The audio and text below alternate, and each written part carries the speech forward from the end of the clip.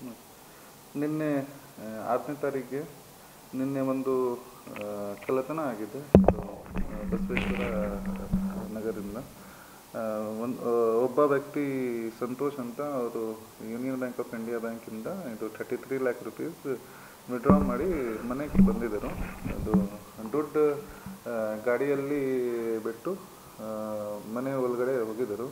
ಆ ಸಮಯದಲ್ಲಿ ಇದು ಒಂದು ಗ್ಯಾಂಗ್, ಇದು 4 ಜನ ಇದ್ದರು.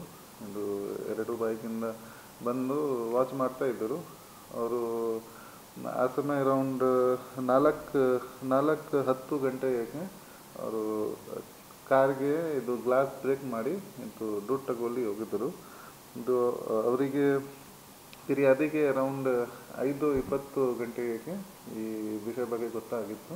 ಅವರು ಪೊಲೀಸ್ಗೆ ಇನ್ಫಾರ್ಮ್ ಮಾಡಿದರು. Police officers and staff immediately ಸ್ಪಾಟಲ್ಲಿ ಹೋಗಿದ್ದರು. ನಮ್ಮ ಸೀನ್ ಆಫ್ ಕ್ರೈಮ್ ಆಫೀಸರ್ಸ್ ಕೂಡ ಬಂದಿದ್ದರು. ಡಾಗ್ ಸ್ಕ್ವಾಡ್ ಮತ್ತು ಫಿಂಗರ್ ಪ್ರಿಂಟ್ ಆಫೀಸರ್ಸ್ ಕೂಡ ಬಂದು ಎಲ್ಲ ಎವಿಡೆನ್ಸ್ ಕಲೆಕ್ಟ್ ಮಾಡಿದರು. ಈಗ ಒಂದು ಈ ಕೇಸ್ದಲ್ಲಿ ಇದು 3 ಇನ್ಸ್ಪೆಕ್ಟರ್ ಮತ್ತು 6 PSI ಸೇರಿಸಿ 3 ಟೀಮ್ ಮಾಡಿದೆ. ಇದು ಬೇರೆ ಬೇರೆ ಕಡೆ ಇದು ಚೆಕ್ ಮಾಡ್ತೀವಿ. ಇದು CDR ಮತ್ತು ಎಲ್ಲ CCTV ಫುಟೇಜಸ್ ಎಲ್ಲ ಅನಲೈಸ್ ಮಾಡ್ತೀವಿ. ಇದು ಬೇಗ ಖುಲಾಸೆ ಮಾಡ್ತೀವಿ. Thank you.